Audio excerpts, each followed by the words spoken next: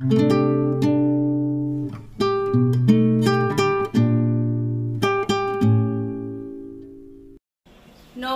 বন্ধুরা, আমি কাকলি ফুডিতে মুডি চ্যানেলে সকলকে স্বাগত জানাচ্ছি। আসন্ন দুর্গাপূজায় এরকম খিচুড়ির সঙ্গে বেগুনি, পাঁপড় ভাজা, সঙ্গে রইল পাঁচমিশেলি একটা লাবড়া, চালের পায়েস আর আমের চাটনি, মিষ্টি সহযোগে মাকে আমরা একটা ভোগের থালি নিজের হাতে রান্না করে নিবেদন করলে কেমন হয় বলুন তো?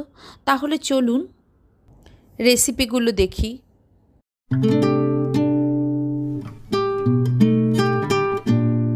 থালির প্রথমে আসে খিচুড়ি রান্না।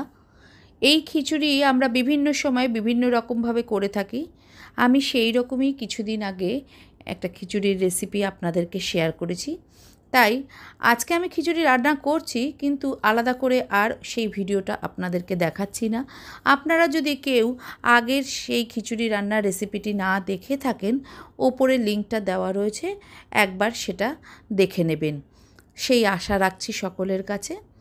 যে খিচুড়িটা রান্না করেছি আজকে, সেটাই আজকে আমি থালাতে দিয়ে দিচ্ছি, সেটাই নিবেদন করব।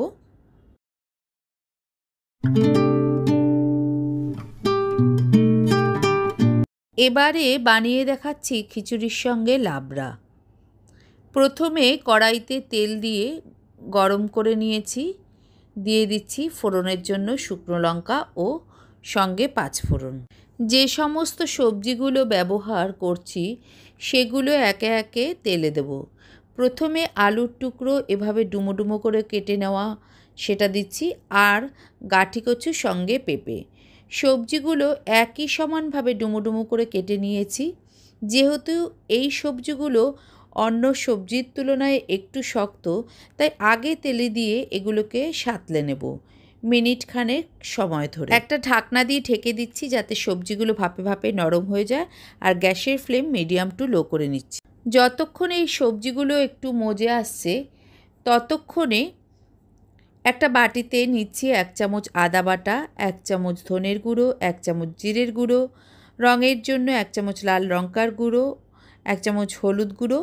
সমস্ত মশলা নেওয়ার পর সামান্য জল দিয়ে ভালো করে মশলাগুলোকে গুলে নেব এবং কিছু সময়ের জন্য এই অবস্থায় রেখে দেব। এভাবে মশলা জলে ভিজিয়ে রাখলে রান্নায় খুব তাড়াতাড়ি মশলা সবজির সাথে পাক হয়ে যাবে। ওদিকে ঢাকনাটা খুলে দেখে নিচ্ছি, ওই সবজিগুলো অনেকটাই মজে এসেছে। এবারে এতে দিয়ে দিচ্ছি একই সমান করে কেটে নেওয়া বাকি সবজিগুলোর মধ্যে আমি ব্যবহার করেছি ঝিঙে, কুমড়ো, বেগুন, বরবটি এবং মূলো। সমস্ত সবজিগুলোকে ভালো করে আগের সবজিগুলোর সাথে নেড়েচেড়ে নিয়ে মিশিয়ে নেব। এই সমস্ত সবজিগুলো যেহেতু তুলনামূলকভাবে তাড়াতাড়ি সেদ্ধ হয়ে যায় আগে ব্যবহার করা সবজিগুলোর থেকে, তাই এই সবজিগুলো পরে ব্যবহার করে নিলাম।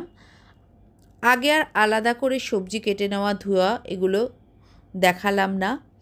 আবারও একবার ঢাকনা দিয়ে ঢেকে দেব, আর গ্যাসের ফ্লেম ওই একই মিডিয়াম টু লো করেই রেখে দেব। মিনিট 5 পর ঢাকনা খুলে দেখে নিচ্ছি। দিয়ে দিচ্ছি গোটা কয়েক কাঁচা লঙ্কা আর স্বাদ মতো লবণ। লঙ্কার ব্যবহার এখানে যে যেরকম ঝাল পছন্দ করে তার একটা আন্দাজ করে ব্যবহার করে নেওয়াই ভালো। তবে খিচুড়ির সাথে কিন্তু একটু ঝাল ঝাল লাবড়া খেতে মন্দ লাগে না।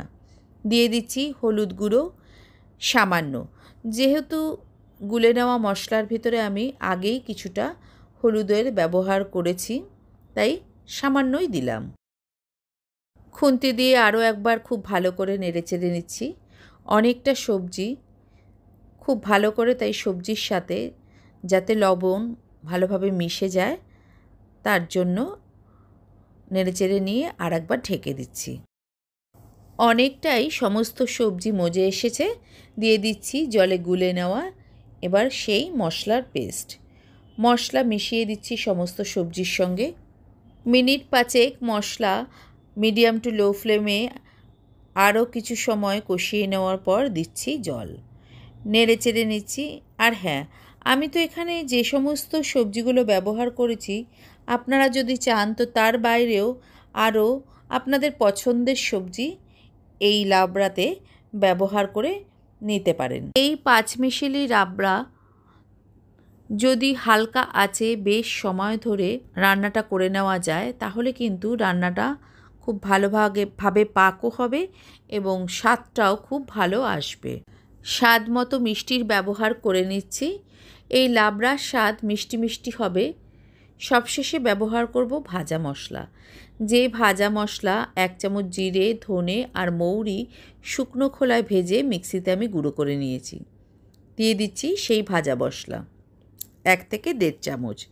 ভাজা মশলার গন্ধে লাবড়ার স্বাদের মাত্রা কিন্তু আরও অনেকটাই বেড়ে যাবে। মোটামুটি তৈরি হয়ে গেছে। গ্যাসের ফ্লেম বন্ধ করে দিচ্ছি।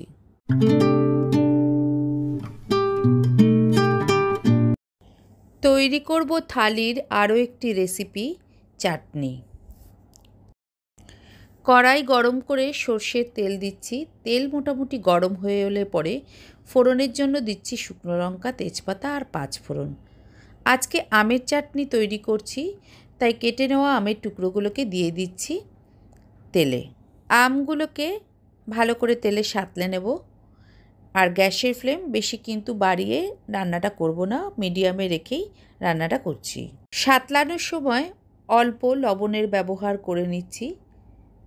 ভালো করে লবণ নেড়েচেড়ে মিশিয়ে দিচ্ছি। আম দিয়ে আমের টকও করা যায়, আবার আমের চাটনিও তৈরি করা যায়।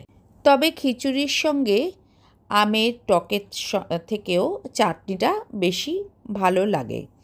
আন্দাজ করে হলুদ দিয়ে অল্প জল সহযোগে খুন্তি দিয়ে নেড়েচেড়ে নিয়ে একটা ঢাকনা দিয়ে ঢেকে দেব। ফ্লেমটাকে হালকা করে রাখবো, মানে একদম অল্প করে রাখবো। বেশ কিছু সময় অপেক্ষা করব।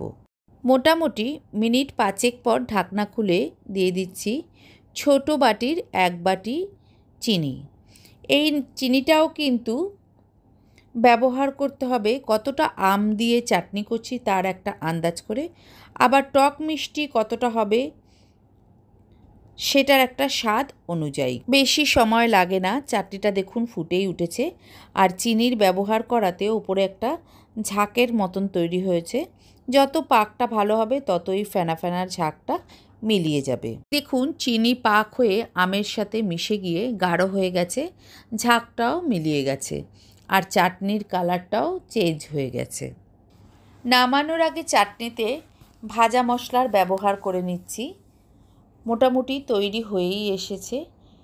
একটু এরকম ঘন ঘন অবস্থায় চাটনি গ্যাসের ফ্লেম বন্ধ করে নামিয়ে নেব।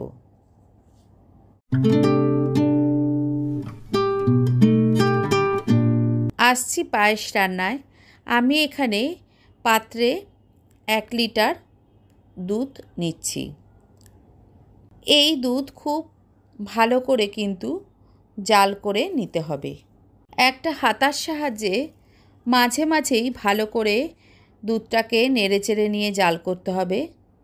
প্রথমে গ্যাসের ফ্লেমটা একটু বাড়িয়ে 2 থেকে 3 বার দুধটাকে উতলিয়ে জাল করে নেব। তারপরে গ্যাসের ফ্লেমটাকে একদম লো করে নিয়ে বেশ সময় ধরে আরও অনেকক্ষণ ফোটাতে হবে। ফ্লেম বাড়ানো থাকলে কিন্তু দুধটা এক্ষেত্রে উতলে যেতে পারে, তাই একদম ফ্লেমটাকে লো করে রেখে দিতে হবে। 1 লিটার দুধের জন্য 100 গ্রাম গোবিন্দভোগ চাল নিয়েছি। ভালো করে চাল জলে ধুয়ে জলটাকে ঝরিয়ে নেব। তারপরে 1 থেকে 1.5 চামচ ঘি দিয়ে সঙ্গে তেজপাতা আর 1.5 চামচ মতো এলাচ গুঁড়ো সহযোগে চালটাকে মেখে বেশ কিছু সময় রেখে দেবো। এমনিতেই আমরা জানি যে গোবিন্দভোগ চালের একটা খুব সুন্দর গন্ধ বের হয়, আর তার সঙ্গে যদি এরকম একটু ঘি এবং এলাচ গুঁড়ো দিয়ে মেখে নেওয়া যায় তাহলে সেই গন্ধটা কিন্তু আরও সুন্দর বের হবে। এই পায়েস রান্নার জন্য আমি মিছরি ব্যবহার করব। মিছরির পরিবর্তে কিন্তু চিনিরও ব্যবহার করা যেতে পারে। যেহেতু আমি 1 লিটার দুধ আর 100 গ্রাম চাল নিয়েছি, তাই প্রায় 300 থেকে 400 গ্রাম মিছরির ব্যবহার করব। আমি একটু মিষ্টি কম পছন্দ করি, তাই কমই নিলাম। যারা বেশি পছন্দ তারা মিষ্টির স্বাদ কম বেশি অনুসারে মিছরির মাপটাও কম বেশি নিয়ে নিতে পারেন। একটা বাটিতে জলের কিছুটা কিশমিশ আর কিছুটা কাজু এরকম ভিজিয়ে রাখছি। এই কিশমিশ আর কাজু আমি পায়েসে ব্যবহার করব। ওদিকে দুধও ফুটতে ফুটতে অনেকটাই গাঢ় হয়ে এসেছে। 1 লিটার থেকে প্রায় 600 গ্রামের মতন হয়ে এসেছে। এই অবস্থায় ঘি দিয়ে মেখে নেওয়া গোবিন্দভোগ চাল আমি দুধে দিয়ে দিচ্ছি। এই চাল দেওয়ার পর হাতা দিয়ে খুব ভালো করে কন্টিনিউ নেড়েচেড়ে যেতে হবে। প্রথমে চালটা গরম দুধের সংস্পর্শে এলেই একটা দলা দলা পাকিয়ে যাওয়ার সম্ভাবনা থাকে। সেক্ষেত্রে এই হাতা বা খুন্তি যাই হোক সেটা দিয়ে বারবার কন্টিনিউ নেড়ে নেড়ে চালগুলোকে আলগা আলগা করে নিতে হবে। প্রায় মিনিট 10 একদম মিডিয়াম টু লো ফ্লেমে চালটাকে দুধে ফুটিয়ে নেব। এবং এই চাল ফুটিয়ে নেওয়ার পর দেখতেই পাচ্ছেন অনেকখানি কিন্তু চাল সেদ্ধ হয়ে গেছে। দুধও অনেকটা চালের সাথে মিশে মিশে আরও কিছুটা টেনে এসেছে।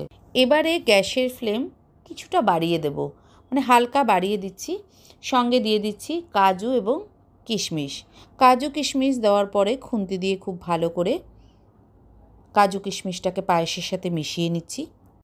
এবারেতে দিয়ে দিচ্ছি মিছরির গুঁড়ো, যেটা মিক্সিতে আমি গুঁড়ো করে নিয়েছি। এখানে মিছরির পরিবর্তে চিনি কিংবা বাতাসাও ব্যবহার করা যেতে পারে। খুন্তি দিয়ে ভালো করে মিছরিটাকে মিশিয়ে নিচ্ছি চাল এবং দুধের সঙ্গে।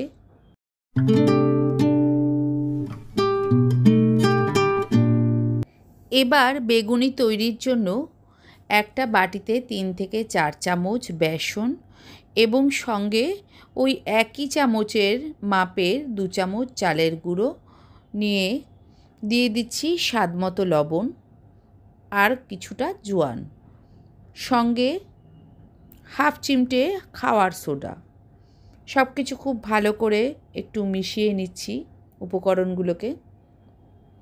সঙ্গে দিয়ে দিচ্ছি হলুদ গুঁড়ো আর লঙ্কার গুঁড়ো, অল্প কালো জিরে। আরও একবার ভালো করে শুকনো উপকরণগুলোকে মিশিয়ে নিয়ে অল্প অল্প করে জল দিয়ে গুলে একটা ব্যাটার তৈরি করব।